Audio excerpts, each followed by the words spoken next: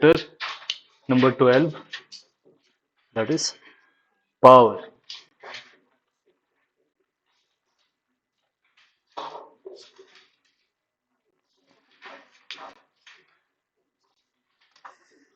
In this power sector,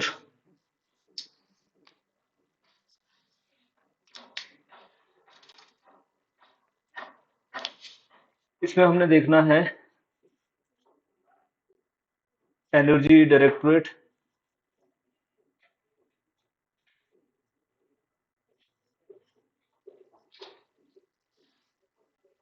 Himachal Pradesh state electricity board limited, Himachal Pradesh power corporation limited, and Beas valley power corporation limited, then हिमूर्जा,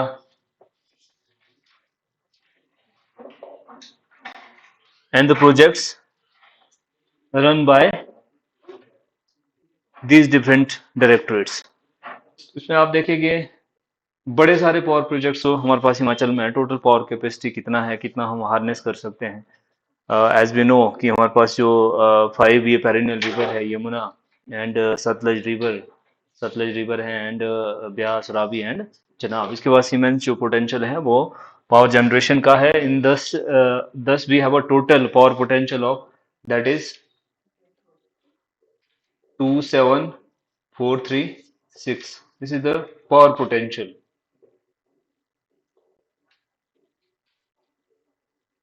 Total power potential. This much megawatt of energy can be produced. Hydroelectricity can be produced. जितनी हमारी total river बह रही है उसमें से इतनी megawatt जो energy है वो हम एक्चुअली जो है वो हार्नेसेबल है, और उसमें से भी इतना पोटेंशियल है। This is the total potential, and out of this 24,567 megawatt can be actually harnessed.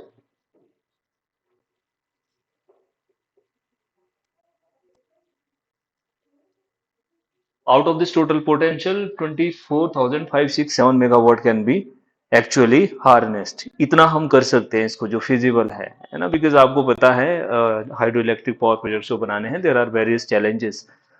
जैसे आपने देखा होगा हमने भाखड़ा जो बांध बना रखा है उसमें से कितने जो लोग विस्थापित हो जाते हैं। कोल डैम बनाया, कितने जो लोग विस्थापित हो रहे हैं। और आए दिन आप देख रहे होंगे किन्नौर में भी अभी ये वाला जो इलेक्शन था, बड़ी सारी पंचायत ने इलेक्शन को बॉयकॉट करवाया। There are several environmental challenges, और जो लोकल कम्युनिटीज हैं उनको रिहेबिलिटेट करना पड़ रहा है, उनकी एग्रीकल्चर लैंड सबमर्ज हो रही है। So there are various issues. Moreover आपने और भी क्लाइमेटिकल जो इशूज है जैसे उत्तराखंड में देखने को मिल रहा है, या ना हैवी रेनफॉल हो रहा है। वहाँ का जो नॉर्मल वेदर कंडीशन है उसमें भी थोड़ा सा स्लाइटली चेंज देखने को मिलता है। So these are the issues regarding these power projects. तो इसके लिए हमने जो फिजिबल है दैट इज 24,567 मेगावाट एक्चुअल में जो एनर्जी है वो हम हार्नेस कर सकते हैं। एंड जो ऑलरेडी अलॉटेड है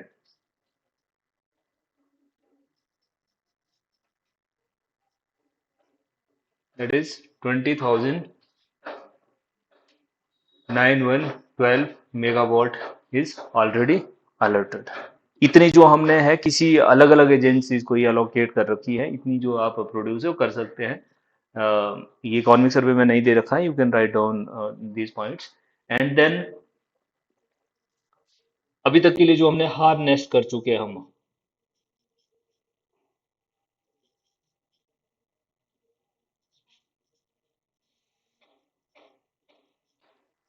10,519 मेगावाट इज एक्चुअली हार्नेस्ड। अभी तक के लिए इतनी जो पोटेंशियल है हम उसका दोहन कर रहे हैं। This is the total potential, and out of this 24,567 can be harnessed and already allotted, and जो अभी तक के लिए हम हार्नेस कर रहे हैं वो 10,519 मेगावाट है, जिस बिजली को कि हम अभी तक के लिए प्रोड्यूस कर पा रहे हैं। This is the potential. And then next we have a different power projects.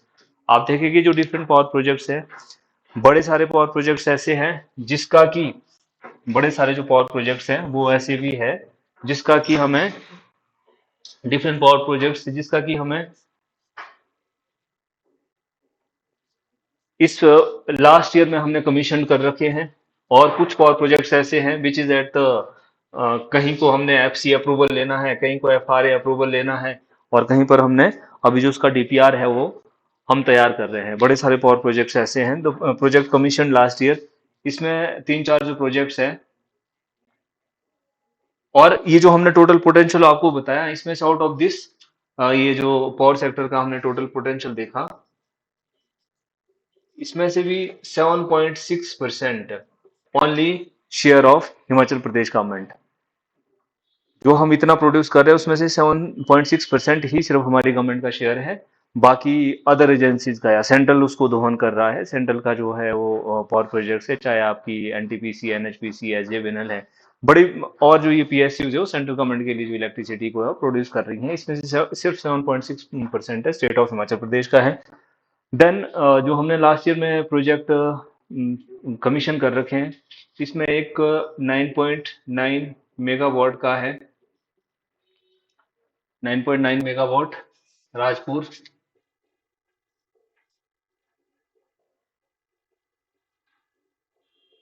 और एक 5 मेगावाट का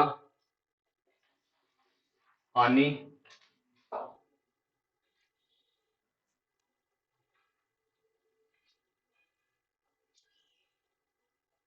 और एक जो और है इसमें वो है सेल्टी मशरांग, और एक लंबा डुंग है, लंबा डुग, सेल्टी मशरांग, लंबा डुंग एंड सेल्टी मशरांग। ये जो सेल्टी मशरांग है 24.6 मेगावाट किन्नौर में, एंड 25 मेगावाट कांगड़ा। ये लास्ट ईयर में कमीशन किए जा चुके हैं, है ना। राजपुर, आनी, लंबाडुंग, सेल्टी, मशरांग, ये लास्ट ईयर का जो हमारा फाइनेंशियल ईयर है, इसमें these are the different power projects which is commission by the Himachal Pradesh state electricity board है, Himachal Pradesh energy directorate of energy. ये जो डायरेक्टरेट ऑफ एनर्जी है, ये डायरेक्टरेट ऑफ एनर्जी 2009 में हमने बनाया है। कल वाले वीडियो में ना एक करेक्शन करना आप, जो मैंने फॉरेस्ट वाला पढ़ा रखा है उसमें जो नेशनल फॉरेस्ट पॉलिसी वो 80 की नहीं है, 80 का एक्ट है। वो national forest policy that is 1988। वो मैंने गलत लिख लिया था यहाँ। वो ये एक्ट है 1980 का, और जो पॉलिसी है वो 1988 का है ना, उसको करेक्शन आपने कर लेना फॉरेस्ट वाले चैप्टर में। सो 9.9 मेगावाट राजपुर शिमला, और 5 मेगावाट आनी और लंबाडुंग, 25 मेगावाट कांगड़ा का है, सिल्टी मशरांग 24.6 मेगावाट किन्नौर डिस्ट्रिक्ट में आता है। और डायरेक्टरेट ऑफ जो एनर्जी है ये एक हमने इंडिपेंडेंट डायरेक्टरेट एनर्जी के लिए इस्टेब्लिश कर रखा है। और जो पहले ये जो पोर्शन है वो किसके अंडर ही आता था, Himachal Pradesh state electricity board के अंडर है। अब इसका जो है एक सेपरेट डायरेक्टरेट हमने बना रखा है। तो ये जो प्रोजेक्ट्स है, देखो इस चैप्टर से जो आपको पूछा जाता है डायरेक्टली प्री में इस तरह से मेंस में तो किसी भी तरह का क्वेश्चन बन सकता है कि what are the challenges related to the power projects in Himachal Pradesh, and how we can improve our GDP by by this sector, है ना, या एम्प्लॉयमेंट जो अपॉर्चुनिटीज है, how we can generate that. So but in case of pre आपसे direct पूछा जाता है कि ये जो प्रोजेक्ट है कितने मेगावाट का है ना। अभी तक के लिए जितने भी जिस तरह के भी क्वेश्चन बनते रहे, इसको ना ही मैं जो फंड है कितना एलोकेट बजट हुआ है किसी भी पर्टिकुलर प्रोजेक्ट्स के लिए, ये भी कभी नहीं पूछा अभी तक के लिए जितने भी क्वेश्चन रहे हैं। और generally there are various power projects in Himachal Pradesh, but generally जो प्री में पूछे जाते हैं either that belongs from the economic survey, या फिर वो बजट में डिस्कस हुआ है, इकोनॉमिक सर्वे में डिस्कस हुआ है, आइदर फिर किसी किसी इशू की वजह से वो न्यूज में है ना, उस तरह के जो क्वेश्चन है वो पूछे जाते हैं। सो जनरली ये जो इकोनॉमिक सर्वे में है अभी तक के लिए यही जो क्वेश्चन है वो पूछे जाते हैं। सो आपको इसका पावर प्रोडक्शन जो है डायरेक्टली पता होना चाहिए कि कितने मेगावाट का जो प्रोजेक्ट है वो है, इस तरह के क्वेश्चन इसमें बनते हैं। देन जो हमारे पास already that is in the, जिसका कहीं डीपीआर चल रहा है, कहीं किसी का एफसीए क्लियरेंस के लिए है, या कहीं फिर एफआरए क्लियरेंस के लिए है। डीपीआर समझते हैं, डिटेल प्रोजेक्ट रिपोर्ट बनेगी कि कितना बायोडाइवर्सिटी को लॉस हो रहा है, पंचायत की एनओसी लगती है ना, या फिर आपको फिर एफआरए और एफसीए करवाना है। जो ये FRA that is less than 1 hectare of land, 1 hectare से कम की लैंड, गवर्नमेंट लैंड को अगर हमने डेवलपमेंट एक्टिविटी करनी है, then we have to do the FRA। Otherwise if more than 1 hectare की लैंड में जो ऑक्युपाई करनी है, गवर्नमेंट की फॉरेस्ट लैंड की ऑक्युपाई करनी है, देन फॉरेस्ट कंजर्वेशन एक्ट के तहत उसको जो है फॉरेस्ट से क्लियरेंस मिलेगा। तो ये ऐसे प्रोजेक्ट्स है जो कहीं कोई whether in the FCA stage, whether in the FRA stage और whether in the DPR stage, ये हमने देखने हैं। इसमें भी आप देखेंगे तीन चार जो प्रोजेक्ट हैं इनके नाम आते हैं, जैसे साई कोठी, साई कोठी 1, और दूसरा इसमें साई कोठी 2, साई कोठी 1, साई कोठी 2 एंड देवी कोठी, और एक है इसमें हेल।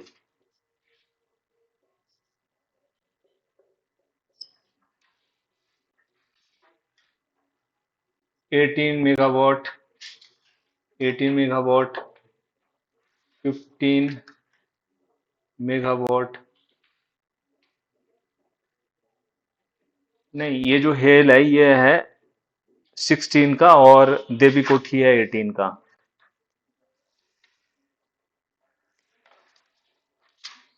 ये Himachal Pradesh state electricity board के अंडर है। साई कोठी 2 16 मेगावाट, ये वाला है 18 मेगावाट का, ये है 15 मेगावाट। साई कोठी 1 15 मेगावाट, साई कोठी 2 18 मेगावाट, देवी कोठी 16 मेगावाट और हेल 18 मेगावाट। और ये किसके अंडर है? Himachal Pradesh state electricity board limited. ये जो प्रोजेक्ट है अंडर एग्जीक्यूशन है, either in the DPR stage और इन द FCA और FRA, इनके जो इसकी क्लियरेंसेज है वो चल रहे हैं। 5 प्रोजेक्ट्स हमारे पास ये देखने को मिलेंगे, चार जो प्रोजेक्ट्स है ये देखने को मिलेंगे। और इसमें फिर और भी है, जैसे एक तो आपका रायसन है, और न्यू नोगली, रायसन, न्यू नोगली,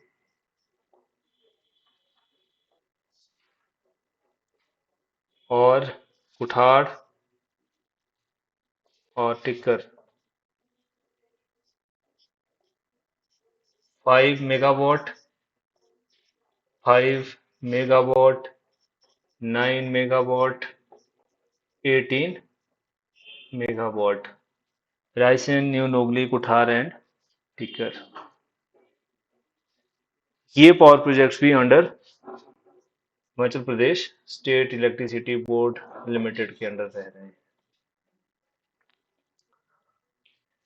सो जो Himachal Pradesh state electricity board के जो प्रोजेक्ट्स हैं अंडर चल रहे हैं, एक तो हमने देखा जो नए हैं, ये राजपुर, आनी, लांबाडुंग और सेल्टी मछरांग। Rajpur 9.9 megawatt, Anni 5 megawatt, Lambadug 25 megawatt, Selti Machhrang 24.6 megawatt, and then Sai Kothi 1 15 megawatt, Sai कोठी 2 18 मेगावाट, एंड देवी कोठी 16 megawatt and Hale 18 megawatt and Ryson 18 megawatt, New Nogli 9 megawatt, Kuthar 5 megawatt and टिकर 5 megawatt है। ये भी जो प्रोजेक्ट है वो अंडर किसके हैं? Himachal Pradesh state electricity board. उसके बाद हमने एक और कॉरपोरेशन बना रखा है, HP Himachal Pradesh power corporation limited. और ये जो प्रोजेक्ट्स है ये भी बहुत इंपॉर्टेंट है। इसका एक्सपर्टाइज लाइक जो और PSUज है हमारे पास, जैसे ANTPC है, SJVNL है ना, जिनके टेक्निकल नॉलेज है इस फील्ड में काम करने का, उसकी तरह हमने बना रखा है HPPCL। ये 2006 में बनाया गया है, HPPCL Himachal Pradesh power corporation limited. इसके अंदर आपको जो 5-7 प्रोजेक्ट्स हैं इनके नाम आते हैं, Himachal Pradesh power corporation limited के अंडर जो प्रोजेक्ट्स है, इसमें आप देखेंगे एक तो है integrated Kashang, integrated Kashang 243 megawatt का है। देन नेक्स्ट है सेंच 100 मेगावाट, रेणुका 40 मेगावाट। सावड़ा कुड्डू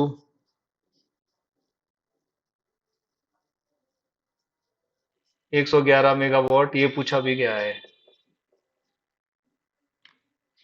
और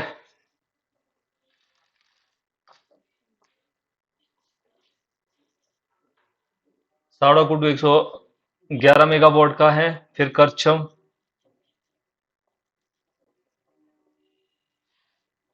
440 मेगावाट। एक इसमें नागथन, और एक है इसमें किशाऊ,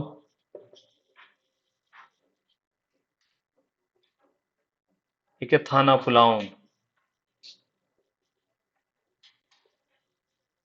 थाना pulao, these are the power projects. Kishau 660 megawatt and नागथन 460 megawatt, थाना प्लाउन 191 मेगावाट। ये Himachal Pradesh power corporation limited के अंडर पावर प्रोजेक्ट्स है। इंटीग्रेटेड कशांग आपको पता है 243 मेगावाट का है। Sainj again 100 megawatt. Renuka national importance का है, आपको पता है रेणुका यहाँ से दिल्ली के लिए वाटर सप्लाई भी होना है ना, नेशनल इंपोर्टेंस का हमने पावर प्रोजेक्ट्स बना रखा है। There is a memorandum of understanding between the 5 states, मैंने डिस्कस किया है जब हम हिमाचल देख रहे थे। एंड सावड़ा कुड्डू है ये। और उसके बाद हमारा करछम है 450 मेगावाट का। नागथन है, थाना पलावन है, और किशाऊ है। ये किशाऊ भी आपको पता है, ये भी नेशनल इंपॉर्टेंस का है। हमने बताया था आपको, ये उत्तराखंड और जो हिमाचल है उसकी बाउंड्री पे दोनों गवर्नमेंट ने इसके लिए भी एमओयू साइन कर रखा है, और तौंस रिवर में बन रहा है ये। So these are the power projects under the Himachal Pradesh power corporation limited. ठीक है। और एक उहुल जो स्टेज इसका सेकंड चला हुआ है, उहुल स्टेज थर्ड 100 मेगावाट का, ये Beas valley power corporation limited के अंदर हमने दे रखा है। Beas valley power corporation limited के अंदर उहुल, कहाँ बहती है उहुल नदी? Third stage 100 megawatt. हम्म कहाँ है उहुल, कौन सी डिस्ट्रिक्ट में बहती है उहुल नदी? हाँ। और इसकी मैंने वैली भी बताई थी आपको कि ये वैली भी बनाती है, कौन सी वैली बनाती है?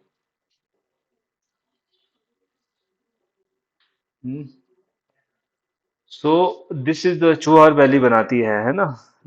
ये जो उल पावर प्रोजेक्ट्स है, ये इसमें थर्ड स्टेज का पावर प्रोजेक्ट्स हमने लगाया है। So these are the different power projects which is under the Beas valley power corporation limited and Himachal Pradesh power corporation limited. और डायरेक्टरेट ऑफ जो एनर्जी है उसका इसमें क्या काम है। उसके बाद हिम ऊर्जा, ये जो हिम ऊर्जा के हैं solar power projects up to 5 megawatt. 5 megawatt तक के जो प्रोजेक्ट्स है, ये हिम ऊर्जा को हमने दे रखे हैं। इसमें भी आप देखिए कि हमारा एक 5 मेगावाट का है बेराडोल। बेराडोल जो पावर प्रोजेक्ट है वो 5 मेगावाट्स का है। ये कहाँ पर है? श्री नैना देवी जी, नैना देवी बिलासपुर में है। और total 489 Himachal Pradesh state electricity board की कितनी कैपेसिटी है? 489.35 मेगावाट। इतनी जो बिजली है वो कौन बना रहा है? Himachal Pradesh state electricity board. So this is all about this chapter, है ना। आपको इस चैप्टर में जो देखना है मोटी मोटी बातें वो यही है। और एक एडीबी लोन भी दे रहा है for the implementation and transmission of projects. अब हम कहीं पर ये जो प्रोजेक्ट्स है, जब आप बिजली बना रहे हैं ना, तो उसके लिए ट्रांसमिशन भी करनी पड़ती है, सप्लाई भी करनी है आपने बिजली। तो उसके लिए जो प्रोजेक्ट्स है, उसके लिए जो फंडिंग है वो कौन कर रहा है? एशियन डेवलपमेंट बैंक कर रहा है। और एक ग्रीन कॉरिडोर 1 चल रहा है, इसके लिए जर्मन डेवलपमेंट बैंक है, वो हेल्प कर रहा है ना। ग्रीन एनर्जी कॉरिडोर, ये जो फर्स्ट है इसको जर्मन बैंक हेल्प कर रहा है। और इलेक्ट्रिसिटी का ट्रांसमिशन के लिए एडीबी बैंक।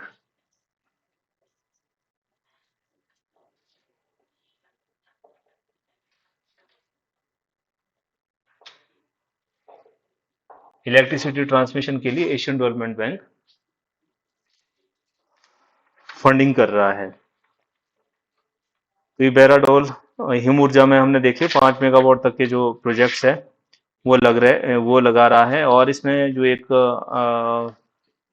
और आपने बजट में भी देखेंगे 2 मेगावाट और जो 5 मेगावाट तक के अप टू 2 मेगावाट तक के जो प्रोजेक्ट्स है वो तो हिमाचली के लिए हमने रिजर्व कर रखे हैं। और अप टू 5 मेगावाट तक के लिए भी उसमें हम किसको प्रायोरिटी देंगे, उसमें प्रायोरिटी दी जाएगी। ये जो बेराडोल है ना नैना देवी वाला, ये हिम ऊर्जा के अंडर नहीं है, उसका है, एचपीपीसीएल का है। हिम ऊर्जा कौन से बनाएगी, ये भी सोलर प्रोजेक्ट्स लगाएगी अप टू 5 मेगावाट तक के, पर जो ये वाला है ये एचपीपीसीएल के अंडर है, बेराडोल वाला एचपीपीसीएल के अंडर है। So this is all about this power chapter. Power chapter में हमने देखा what is the total capacity for the production of electricity, that is 27436 megawatt जो पोटेंशियल है वो इलेक्ट्रिसिटी का हिमाचल में है। And out of this 24567 can be feasibility harnessed या फिजिबल है हार्नेस करने के लिए। And 20912 megawatt actually actually allotted है। और आउट ऑफ दिस 10,519 हम अभी तक के लिए हार्नेस कर पा रहे हैं। और इसमें भी आपने देखा होगा सबसे बड़ा जो पोटेंशियल है इलेक्ट्रिसिटी प्रोडक्शन का, दैट इज रिवर सतलज। उसके बाद किसका है, रिवर ब्यास का है, फिर रावी का है, और फिर चिनाब का है, और लास्ट में है इसका जो हमारी यमुना है। ये जो इनका है ये पोटेंशियल है इलेक्ट्रिसिटी जनरेशन के लिए। सो उसके बाद हमने देखा जो डायरेक्टरेट ऑफ एनर्जी है वो इसको कोऑर्डिनेट कर रहा है ना। इसको भी हमने 2009 में एक अलग से एनर्जी का डायरेक्टरेट बना रखा है। और उसके बाद हमने देखा Himachal Pradesh power corporation limited एचपीपीसीएल और Himachal Pradesh state electricity board limited, जो कि कितने की प्रोडक्शन कर रहा है 489.35 मेगावाट। आपने देख रखा है गवर्नमेंट पहले वाली जो सरकार है वो 150 फ्री यूनिट की बात करती थी, अब ये वाली जो गवर्नमेंट है ये 300 यूनिट देने की बात कर रही है, बट अभी पता नहीं हुआ नहीं है इम्प्लीमेंट तो। और दूसरा आपने देखा होगा अभी वाटर सेस बढ़ाने की भी हमने बात करी है, क्योंकि जो बिजली बाहर के लोग बना रहे हैं और उसके लिए हम जो वाटर सेस है वो लगाने की बात कर रहे हैं। ये भी अभी रिसेंटली जो है इस सेशन में पास किया गया है, तो इस पॉइंट ऑफ व्यू से भी इम्पोर्टेंट हो जाता है। और दूसरा हमने देखा Himachal Pradesh power corporation limited के अंडर कौन कौन से प्रोजेक्ट्स है, और Himachal Pradesh state electricity board के अंडर कौन कौन से प्रोजेक्ट है। तो जो इसने इलेक्ट्रिसिटी बोर्ड ने इस बार कमीशन कर रखे हैं उसमें हमने देखा एक राजपुर था, that is 9.9 megawatt, and another one is the आनी 5 मेगावाट, एंड उसके बाद एक था लंबाडुंग दैट इज 25 मेगावाट, एंड उसमें एक किन्नौर का सीआरटी मशरांग वाला जो प्रोजेक्ट है दैट इज 24.9 मेगावाट का। ये जो प्रोजेक्ट्स है विच इज अंडर द ये कमीशन कर दिए गए हैं इसके द्वारा। फिर हमने और देखे थे जिसमें साई कोठी 1 है, साई कोठी 2 है, देवी कोठी है, और हमारा हेल है। और साई कोठी 1 है 15 मेगावाट का, 2 है 18 मेगावाट का, देवी कोठी भी है 16 मेगावाट का, एंड हेल है 18 मेगावाट का। और फिर थे रायसेन, और एक इसमें रायसेन था, और दूसरा न्यू नोगली, और टिक्कर और कोठाड़। टिक्कर और कोठाड़ 5-5 मेगावाट के हैं, और रायसेन 18 मेगावाट का है, न्यू नोगली 9 मेगावाट का है। तो ये जो सारे प्रोजेक्ट्स है Himachal Pradesh state electricity board के अंडर है। Then we have seen the projects which is under the Himachal Pradesh power corporation limited. Himachal Pradesh power corporation limited के अंदर जो प्रोजेक्ट्स रहते हैं उसमें हमने देखा एक तो हमारे पास है इंटीग्रेटेड कशांग 243 मेगावाट का, सावड़ा कुड्डू है 11,111 वाला, और उसके बाद फिर सेंज है 100 मेगावाट वाला, and then we have a Renuka 40 megawatt, Kishau है 660 मेगावाट, और नागथन है 460 megawatt, and then Karcham 450 megawatt का, एंड थाना पुलाव 191 मेगावाट का। तो ये आपको इसके बारे में पता होना चाहिए। ज़्यादा से ज़्यादा वैसे इसकी कैपेसिटी ही पूछते हैं, जो ये रिवर है किस रिवर में कहाँ है वो आपको पता ही होगा। ज़्यादातर नाम बाय नेम ही दे रखे हैं ना। सावड़ा कुड्डू ये पब्बर बेसिन में बना हुआ है, रेणुका हमारा ये इसमें यमुना बेसिन में बना हुआ है, सेंज सेंज में है, व्यास बेसिन का है ये, और ये जो हमारा इंटीग्रेटेड कशांग है सतलज बेसिन का है, करचम सतलज बेसिन का है। तो ये जो है वो ब्रॉडली आपको पता ही इन गांव के नाम से ही दिए होते हैं। So these are the different power projects. और फिर हमने हिम ऊर्जा का देखा, और एशियन जो डेवलपमेंट बैंक है वो ट्रांसमिशन के लिए हेल्प कर रहा है, एंड ग्रीन कॉरिडोर बनाने की बात कौन कर रहा है? यहाँ पर जर्मन जो ये बैंक है वो हमें सपोर्ट कर रहा है। So this is all about this chapter, ये जो पावर प्रोजेक्ट्स वाला है। बाकी जो आपके जैसे हिमाचल की इकोनॉमी में आप देखते हैं ना हिस्टोरिकल बैकग्राउंड की, पहला पावर प्रोजेक्ट कौन सा लगा, या फिर किस पावर प्रोजेक्ट्स में कितनी कैपेसिटी है, वो तब तक के लिए वैसे अगर न्यूज में नहीं है, उनके बारे में नहीं पूछा जाता है, वो आपको हिस्टोरिकल बैकग्राउंड पता होना चाहिए। But from the point of view of economic survey, वो इसमें यही है इस चैप्टर में करने वाला जो मैंने आपको बताया। Then next chapter is the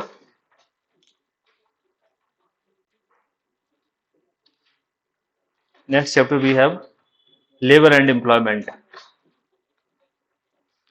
labour and employment.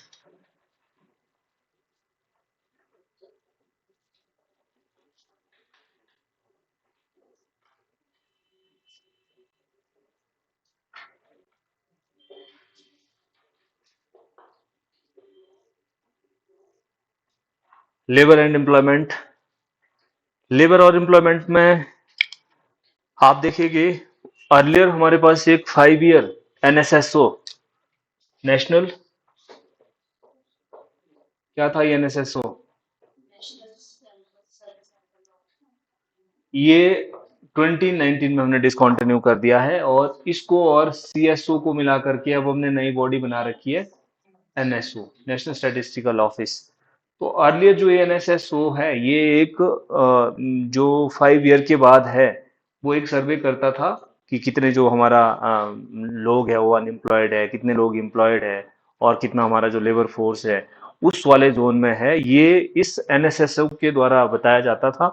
Now ये जो काम है 2019 के बाद, this is done by the NSO, national statistical office. तो नेशनल स्टैटिस्टिकल ऑफिस का ये सर्वे आएगा, इसमें आप देखेंगे periodic labour force survey, periodic labour force survey ये बताता है। और उसमें देखेंगे हम कि कितने जो परसेंट लोग हैं वो वर्क पॉपुलेशन में आते हैं, और कितने लोग क्या जो रेशो हमारा अनएम्प्लॉयमेंट का है, क्या हमारा एम्प्लॉयमेंट का है। तो ये कंपेयर उनके साथ में कंपैरिजन कर रहे हैं कि ऑल इंडिया लेवल में अनएम्प्लॉयमेंट रेट क्या है, और ऑल इंडिया का 4.1% अनएम्प्लॉयमेंट रेट है, और हिमाचल का 4% है।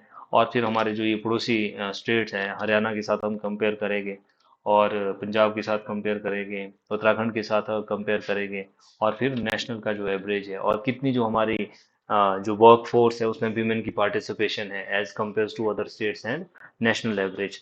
तो ये इसका एक काम होता है। बाकी आपने देख रखा होगा जो हमारे पास एम्प्लॉयमेंट एक्सचेंजेस है, आपने बड़े सारे जो गवर्नमेंट जॉब्स के लिए जब आप जाते हैं तो वहाँ पर एम्प्लॉयमेंट जो एक्सचेंज है, you have to registered with that exchange. So अब गवर्नमेंट इसको डिजिटाइज करने की भी बात कर रही है कि आपको वहाँ पर जो है वो वैसे जो फिजिकली है वो प्रेजेंट नहीं होना है, आप उसको ऑनलाइन भी अगर आपने अपडेट करना है अपने डॉक्यूमेंट्स को, वो कर सकते हैं। तो ये इसका जो ये लेबर हमारी जो मिनिस्ट्री है, लेबर जो डिपार्टमेंट है, इसका काम क्या रहता है? लेबर डिपार्टमेंट का ये काम रहता है कि किस तरह से जो ये एम्प्लॉयमेंट जनरेशन के लिए हेल्प कर सकता है, और एक जो कोऑर्डिनेशन है सरकार और पब्लिक के बीच में ये बनाता है। तो इसमें आप देखेंगे हमारे पास अलग अलग जो इसके लिए एम्प्लॉयमेंट एक्सचेंजेस है वो वर्क कर रहे हैं। एक जो एम्प्लॉयमेंट एक्सचेंज है, 3 रीजनल बेस में एम्प्लॉयमेंट एक्सचेंज है, 3 regional employment exchange, and 9 district level के एम्प्लॉयमेंट एक्सचेंज है।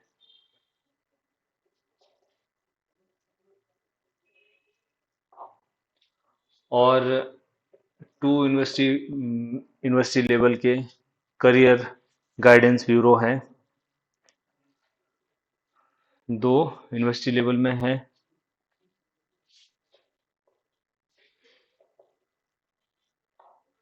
1 सेंट्रल गवर्नमेंट का है, central employment exchange. 1 for specially abled.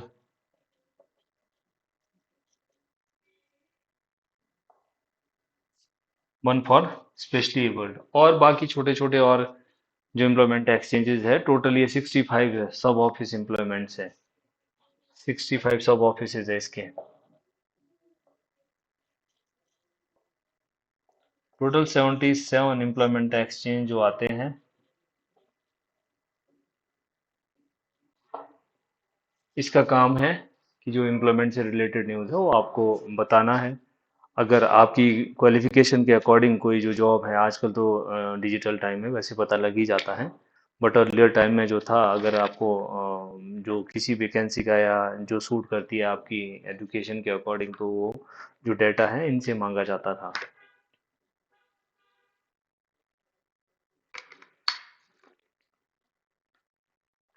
So we have a total regional employment exchange, three district employment exchange, nine, two university level information and guidance bureau, 65 सब office employment है, one for the specially abled.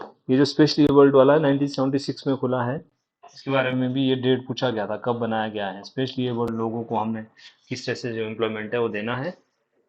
और university level के दो bureau रहते हैं, एक central government का है एम्प्लॉयमेंट एक्सचेंज सेल है, और टोटल जो है वो 77 एम्प्लॉयमेंट एक्सचेंजेस है which is providing the news related to the employment. ये हमने एम्प्लॉयमेंट एक्सचेंज जो बना रखे हैं। फिर उसके बाद देखिएगा आप minimum wages according to the minimum wages act 1948। Minimum wages act 1948 के तहत ये हमने जो दिहाड़ी है वो बढ़ा रखी है 300 से 350। मिनिमम जो वेजेज है इससे नीचे जो दिहाड़ी पर है कोई नहीं रख सकता है, चाहे प्राइवेट है या गवर्नमेंट है। 350 जो रुपीज है मिनिमम वेजेज है according to the minimum wages act of 1948। इसको रेज किया गया है 300 से 350।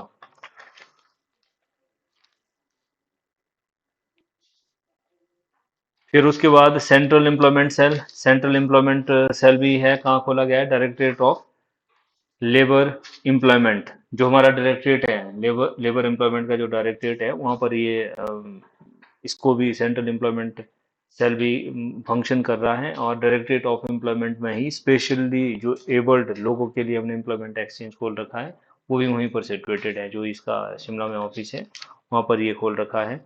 Employ insurance and provident fund scheme, ये ईएसआई और जितने भी इसके एम्प्लॉयज है वो इसके अंडर लाए जाते हैं।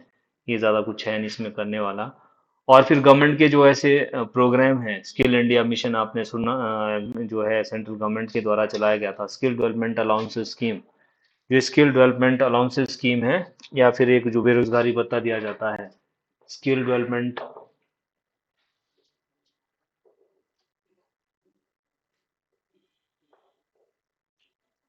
Skill development allowances scheme. इसमें 1000 या फिर 1500 दिए जा रहे हैं। 1500 स्पेशली एबल्ड को, जिनकी की स्पेशल जो एबिलिटी है वो मोर देन 50% है ना, जिनको हम फिजिकली चैलेंज बोलते थे पहले ना हो, अब इसको हमने नाम दे रखा है दिव्यांग जन या स्पेशली एबल्ड। तो ये जो दिव्यांग जन है, अगर किसी को 50% से ज़्यादा स्पेशली एबिलिटी है तो उसको 1500 दिए जा रहे हैं, maximum for 2 year. Maximum period for 2 year, पूरी जिंदगी भर नहीं मिलते रहेगी ये, बट 1000 किसको मिल रहा है? जो स्किल अपना एक्वायर करना चाह रहे हैं उसके लिए जो प्रोग्राम है, industrial skill development allowances scheme, 2018 में ये स्टार्ट किया गया था। ठीक है। फिर इसमें जो दूसरा एक और स्कीम है, that is unemployment allowance scheme. Unemployment allowance scheme में भी यही है,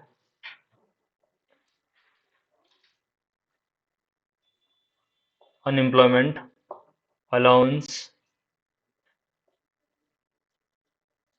अनएम्प्लॉयमेंट अलाउंस स्कीम। इस स्कीम के तहत भी 1000 और 1500, 1000 एंड 1500 दिए जा रहे हैं। 1000 एंड 1500 दिए जा रहे हैं फॉर व्हाट? बेरोजगारी भत्ता दिया जा रहा है उनको। और ये भी 1500 स्पेशली एबल्ड को, और ये जनरल लोगों को, बाकियों को दिया जा रहा है 1000 for the maximum period of 2 year. ये बेरोजगारी भत्ता उनको दिया जा रहा है। इसके बाद है हिमाचल प्रदेश कौशल विकास निगम। हिमाचल प्रदेश कौशल विकास निगम, ये कब बनाया गया था? 2015 में। हिमाचल प्रदेश कौशल विकास निगम 2015 में बनाया गया था। और एशियन डेवलपमेंट बैंक है, इसमें स्किल डेवलपमेंट में हिमाचल में काम कर रहा है। एक इसमें सेंटर ऑफ एक्सीलेंस बनाया गया है बाकना घाट में, स्किल डेवलपमेंट, जहाँ पर जो स्किल है वो प्रोवाइड किया जाएगा। एक सेंट्रल स्टेट लेवल का ऑफिस है, centre of excellence at Bakna Ghat. और short term training programme through government industrial training institution, जो ये आपके आईटीआईज होते हैं ना, इसमें अलग अलग तरह के जो शॉर्ट टर्म के, जैसे प्लम्बर का काम है ना, ऑटोमोबाइल का है, कंस्ट्रक्शन का है, और इलेक्ट्रॉनिक्स, हार्डवेयर, छोटे छोटे जो और काम स्किल्स, हम किसी के फ़ोन ख़राब हो रहे हैं, जो देखे होगे आपने मार्केट में, कोई अपना फ़ोन ठीक कराने का शॉप खोल रहा है ना, कोई इलेक्ट्रिक इक्विपमेंट्स है, कोई इलेक्ट्रॉनिक्स का सामान है ना, कोई प्लम्बर का काम है। इस तरह की जो हम ये स्किल प्रोवाइड करवा रहे हैं, ताकि जो लोग हैं वो अपना जो रोजी रोटी है वो कमा सके, इसके लिए दिया जा रहा है। Graduate add on training programme, ये जो graduate add on training programme है, इसमें भी जो डिग्री कॉलेजेस है ना, नेशनल स्किल क्वालिफिकेशन फ्रेमवर्क के तहत इनमें इनको जो ऐसे स्किल्स से रिलेटेड काम है, इनकी टाइम टाइम पर जो सेमिनार और काउंसलिंग है वो करवाई जाती है ना। तो ये इस तरह के अलग अलग जो स्कीम है। फिर एक इसमें और bachelor of vocational degree program है, bachelor of vocational degree program है। एक वोकेशनल एजुकेशन, सुना है आपने, वोकेशनल एजुकेशन दी जाती है स्कूल में, जिसमें देखा होगा सिलाई बुनाई का काम भी सिखाया जाता है ना। तो अब हम इसको बैचलर लेवल में भी ले जा रहे हैं। अभी तक के लिए जो वोकेशनल ग्रेजुएशन है वो रिटेल मैनेजमेंट और टूरिज्म एंड हॉस्पिटैलिटी में है ना। दो ऐसे कोर्स है जिसमें हम जो वोकेशनल है वो अप टू ग्रेजुएशन लेवल दे रहे हैं। अभी तक के लिए +2 तक के लिए वोकेशनल कोर्सेज करवाए जाते थे, अब इसको हम कहाँ करवा रहे हैं, ग्रेजुएशन लेवल में। और एक ये नवधारा है, दम धारणा है, ये इंपॉर्टेंट है, इसका आपने ध्यान रखना, ये स्पेशली एबल्ड लोगों के लिए है, नवधारणा।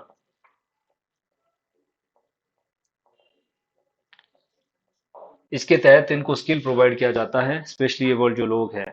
नवधारणा के तहत हिमाचल प्रदेश कौशल विकास निगम ने नवधारणा लॉन्च कर रखा है, ये प्रोग्राम। और ये स्किल ट्रेनिंग दे रहा है टू द जो हमारे कैंडिडेट्स, इसमें 600 कैंडिडेट्स को शॉर्ट लिस्ट कर रखा है रिटेल एंड टूरिज्म में, एंड टूरिज्म एंड हॉस्पिटैलिटी जो इंडस्ट्री में लोग हैं उनको किस तरह से जो है ये प्रोवाइड करना है। इसके लिए नवधारणा प्रोग्राम हिमाचल प्रदेश विकास कौशल विकास निगम लिमिटेड के द्वारा ये प्रोग्राम चलाया जा रहा है। और जो upgradation of tools and equipments in 50 ITIs, इसमें एक वीमेन पॉलिटेक्निक भी है, वीमेन पॉलिटेक्निक रिहान, ये जो वीमेन पॉलिटेक्निक है रिहान वाला, और कांगड़ा में है ये, और बाकी जो हमारी और आईटीआईज हैं इनमें भी जो कोर्सेज है उसको अप टू डेट किया गया है। अलग अलग ट्रेड के जो कोर्सेज है उसको जॉब ओरिएंटेड बनाया गया है। फिर city livelihood centre, rural livelihood centre, model career centre ये खोले जाएंगे, है ना, रूरल अर्बन एरियाज में। और जो इसके तहत है वो आपको एम्प्लॉयमेंट जो स्किल है वो प्रोवाइड किया जाएगा, ताकि जिसके तहत जॉब मिल सके। प्रधानमंत्री कौशल विकास योजना, ये प्रधानमंत्री कौशल विकास योजना 2016 में लॉन्च किया गया था। इसमें भी काम क्या है कि जो आपके यूथ हैं, यूथ्स को हमने क्या प्रोवाइड करना है, स्किल प्रोवाइड करवाना है, ताकि they can they can get the employment, है ना। ये सारे इसलिए नहीं कर रहे हैं कि बड़े सारे पुराने प्रोग्राम है, ये सारे सेंट्रल गवर्नमेंट के बहुत पहले से चले आ रहे हैं, और इसमें एक संकल्प है,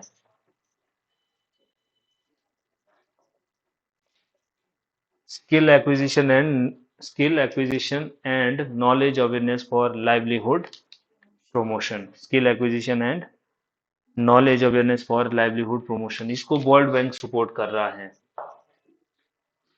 इसको world bank skill acquisition, knowledge awareness and livelihood promotion, ये भी जो संकल्प प्रोग्राम है ये भी किसके लिए है, स्किल एक्विजिशन के लिए है। और हिमाचल प्रदेश कौशल विकास निगम इसको इम्प्लीमेंट कर रहा है, और इसको जो सपोर्ट है वो कौन दे रहा है, वर्ल्ड बैंक दे रहा है, ये इसके अंडर चल रहे हैं। फिर न्यू इनिशिएटिव चला रखे हैं कुछ, MO with the reputed government training institution, जो भी आपके रेप्यूटेड गवर्नमेंट इंस्टीट्यूशन है ना, जैसे यूएचएफ नौनी है, या ये जो हमारी पालमपुर यूनिवर्सिटी है, एनआईटी हमीरपुर है, या जितने भी जो टेक्निकल इंस्टीट्यूशन है हमारे पास है ना, ट्रिपल आईआईटी है, आईआईटी मंडी है, इनके साथ एमओयू गवर्नमेंट ने साइन कर रखा है, किस तरह से जो ये यूथ्स को है वो ट्रेनिंग प्रोवाइड कर सकते हैं अकॉर्डिंग टू दिस स्कीम। और English employability and entrepreneurship training, ये जो हिंदी और इंग्लिश के बीच का हमने जो गैप है वो कम करना है, किस तरह से जो इंग्लिश का स्किल है वो लोगों को प्रोवाइड करना है, ताकि उनको जो जॉब है उससे रिलेटेड आसानी हो जाए। Flexible memorandum of understanding, flexible memorandum of understanding भी साइन किया गया है ना। इसमें भी लगभग 1000 नंबर ऑफ जो कैंडिडेट्स हैं वो 7 सेक्टर में हम देंगे, उसमें अलग अलग जो फ्लैक्सी स्कीम्स हैं उनके साथ किस तरह के जो टारगेट्स हैं या जो सिलेक्टेड हमारे ऐसी सेक्टर्स है जिसमें कि एम्प्लॉयमेंट हो सकता है वो बनाया गया है। MOU with government industrial ITIs for drone service and technical training.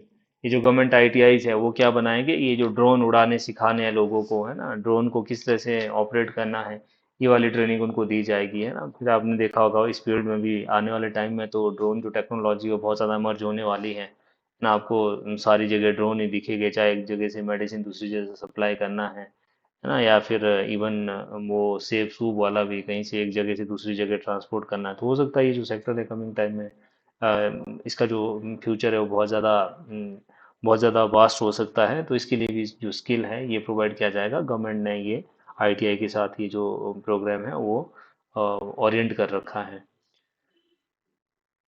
फिर न्यू इंटरवेंशन पॉलिसीज, इसमें skill training for person with disabilities. ये वही है कि उनको हमने स्किल जो है इसमें एससी ओबीसी माइनॉरिटीज इन कम्युनिटीज को हमने किस तरह से स्किल का जो एक्विजिशन है वो प्रोवाइड करवाना है ना। फिर उसके बाद एक फेम स्कीम चला रखी है, सेंट्रल गवर्नमेंट की फेम स्कीम है। इसके तहत जो 30% हिमाचल ने भी टारगेट ले रखा है, अप टू 2030 30% जो हमारा टोटल व्हीकल्स है वो क्या बन जाए, इलेक्ट्रिकल हो। 30 जो हमारे परसेंट जो व्हीकल है, मोटर व्हीकल्स है, वो इलेक्ट्रिकल में हम उसमें शिफ्ट करना है ना। बाकी ये वही है, पुराने वाला ही जो रिपीट है। अभी जो मैंने डिस्कस करा वही सारा इसके बारे में ही बताया गया है। इम्प्लीमेंट सिनेरियो हिमाचल प्रदेश में और नेबरिंग स्टेट्स में हम देखेंगे। इसमें दो तीन बातें हैं। एक तो है लेबर फोर्स। लेबर फोर्स क्या होता है?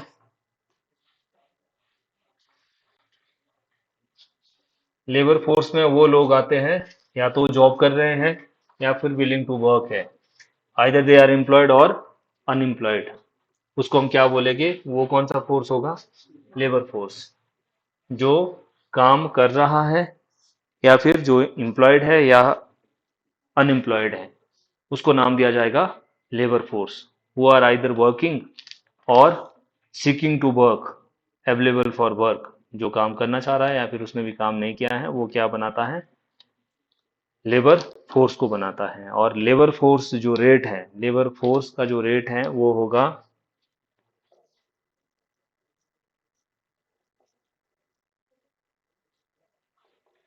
इसमें employed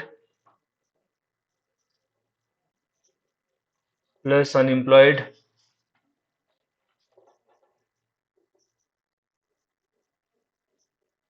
employed plus unemployed divided by total population into 100। ये है लेबर फोर्स जो रेट है वो कितना है। ये जो फिगर 13.1 है, फिगर 13.1 में बता रखा है कि हमारा क्या जो प्रोपोर्शन है लेबर फोर्स का है। हिमाचल प्रदेश में मेल का लेबर फोर्स है, पीरियोडिक लेबर फोर्स सर्वे। इस पीरियोडिक लेबर फोर्स सर्वे के बारे में मैंने आपको बताया कि किसके द्वारा रिलीज किया जा रहा है, by the NSO, earlier by the NSSO. ये एक 5 ईयर के बाद ये चलता था और अब जो है एनुअली रिलीज किया जाता है 2017 ऑन बोर्ड। 2017 के बाद जो है इसको एनुअली हम रिलीज कर रहे हैं। और इसमें बताया गया है कि कितने जो लोग हैं हमारे वो लेबर फोर्स में आते हैं। और लेबर फोर्स में देखो 64.2% मेल है, 52.3% विमेन है। और उसमें हमारे नेशनल जो एवरेज क्या है, 57.3%। नेशनल एवरेज से हमारा मेल का प्रोपोर्शन ज़्यादा है। और फीमेल का क्या है नेशनल लेवल में, 24.8, उसमें भी हिमाचल ज़्यादा है, 52.3%। और फिर हम जो सात के स्टेट है उसकी बात कर रहे हैं, उत्तराखंड 54.3% और 26.1%, पंजाब 61.1% और 19.3%, हरियाणा 53.9% और 14.6%। तो ये हमारे जो है लेबर फोर्स का पार्टिसिपेशन है। अगेन हमने वो ही नहीं देखना जो हमारे से नीचे है, गवर्नमेंट का भी क्या एफर्ट्स होने चाहिए। जो स्टेट हमारे से आगे, there are various progressive states, southern states है, केरला है, गोवा है, ये ऐसे कर्नाटका है, गुजरात है। ये जो स्टेट्स है जो प्रोग्रेसिव है लेबर फोर्स पार्टिसिपेशन में, हमें उनको देखना है ना। अब हम कंपेयर कर रहे हैं हरियाणा के साथ, हम कंपेयर कर रहे हैं उत्तराखंड के साथ। So this should be the efforts of the should be the our efforts। ये हमारे एफर्ट्स होने चाहिए कि लेबर फोर्स को हम किस तरह से बढ़ा सकते हैं। ये भी इस तरह के क्वेश्चन भी ज़्यादा देखने को मिलते हैं कि आपका नेशनल एवरेज क्या है और हमारा जो हिमाचल का एवरेज है, स्टेट का एवरेज है, वो क्या है। उसके बाद है worker population ratio. Worker population ratio, what is worker population ratio? Total worker divided by total population, total number of worker, total number of worker divided by total population into 100। This is the worker population ratio.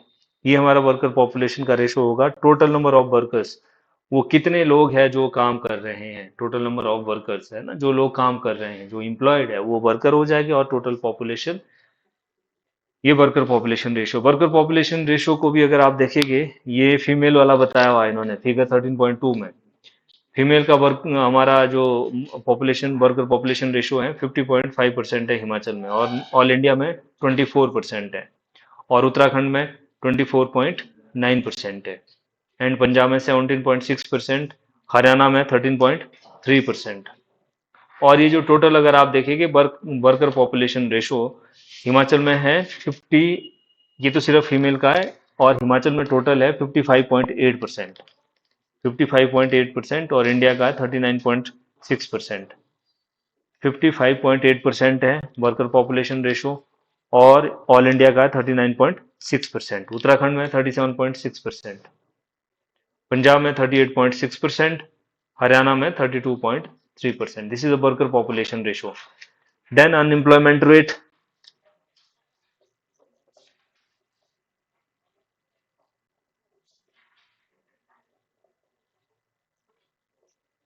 Unemployment rate में number of unemployed defined as the percentage of person unemployed among the person in the labour force.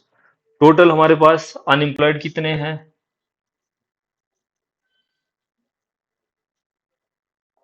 और labour force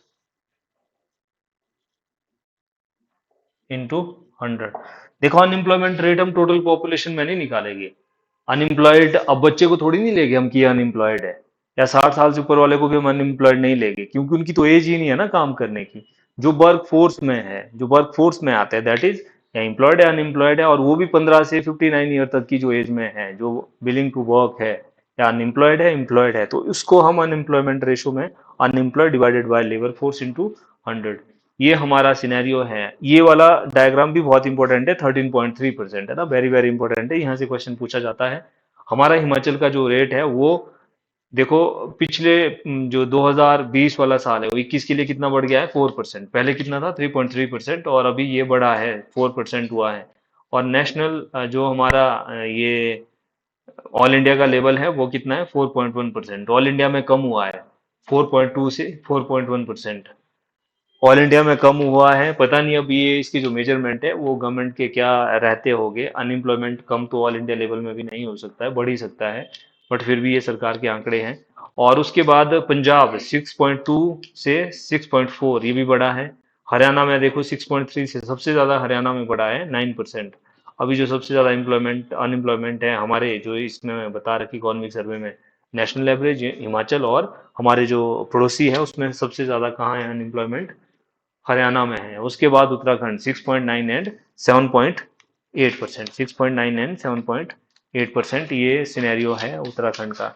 so in figure में हमने देखा labour force ratio, या labour force हमारा कौन सा है, जो टोटल लोग वर्किंग एज ग्रुप में है, वो एम्प्लॉयड है चाहे अनएम्प्लॉयड है। फिर worker population ratio, total number of worker divided by total population, और उसमें अनएम्प्लॉयमेंट जो रेट है, अनएम्प्लॉयड कितने हैं divided by total work force into 100, ये हमारा आएगा अनएम्प्लॉयमेंट रेट। उसके बाद जो है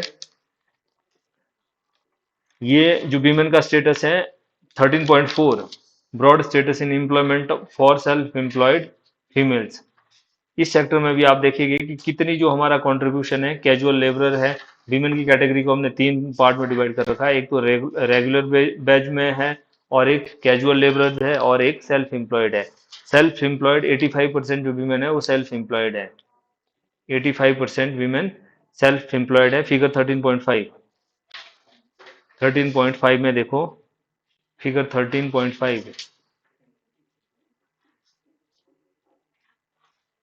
ठीक है, 13.5। 85% वीमेन क्या है, सेल्फ एम्प्लॉयड है। अब इसमें जो भी होम मेकर है उनको भी सेल्फ एम्प्लॉयड में ही ले रहे हैं शायद। सेल्फ एम्प्लॉयड है 85%, 3% है कैजुअल वर्कर, और रेगुलर वेजेस में है 12%। ये भी देखो हिमाचल में जो एम्प्लॉयमेंट, सेल्फ एम्प्लॉयमेंट है वीमेन का, वो कम हुआ है। 86.1% से 84.7% आई है। हिमाचल में कम हुआ है, 86.1% से 84.7% है।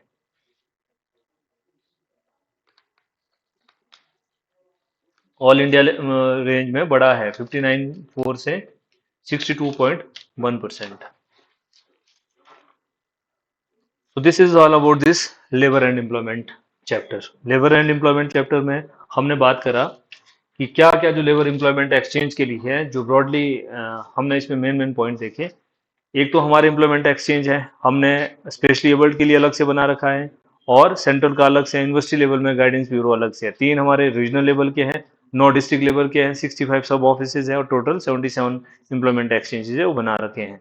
फिर इसमें जो गवर्नमेंट ने देखा वो हिमाचल प्रदेश कौशल विकास निगम जो लिमिटेड है, ये हिमाचल प्रदेश कौशल विकास निगम है, ये क्या चला रहा है, स्किल एक्विजिशन दे रहा है ना, जो प्रधानमंत्री कौशल विकास योजना भी है उसमें स्किल्स प्रोवाइड की जा रही है, और एक जो आपका अनएम्प्लॉयमेंट अलाउंसेस है वो दिए जा रहे हैं। और हमने देखा क्या क्या जो जैसे नवधारणा प्रोग्राम इन्होंने चला रखा है, और आप आईटीआई के साथ जो ट्रेनिंग के स्किल्स है वो दे रहे हैं, वोकेशनल के लिए आपने स्टार्ट कर रखी है। तो अगर आपके पास मेंस में लिखने को आता है अनएम्प्लॉयमेंट के ऊपर, तो ये जो गवर्नमेंट की स्कीम्स है आप उसके ऊपर लिख सकते हैं। फिर हमने देखा ये पीरियोडिक लेबर फोर्स सर्वे कि वर्कर पॉपुलेशन क्या है, और हमारे जो लोग अनएम्प्लॉयड है वो कितने हैं, और उसमें जो विमेन का पार्टिसिपेशन है वो क्या है, और क्या पैरामीटर्स है हमारे जो पड़ोसी स्टेट है और नेशनल एवरेज क्या रहता है, और अनएम्प्लॉयमेंट रेट क्या है ना। और जो फिर विमेन है वो सेल्फ एम्प्लॉयमेंट में हिमाचल में घटा है, और कितने लोग सेल्फ एम्प्लॉयमेंट में भी, कितना परसेंट विमेन का सेल्फ एम्प्लॉयमेंट में है, टोटल जो हमारी विमेन वर्क फोर्स में है उसमें से कितने जो लोग हैं वो सेल्फ एम्प्लॉयड है, कितने कैजुअल है, और कितने रेगुलर वेजेस में है। तो ये सिनेरियो भी हमने देखा। So this is all about this labor and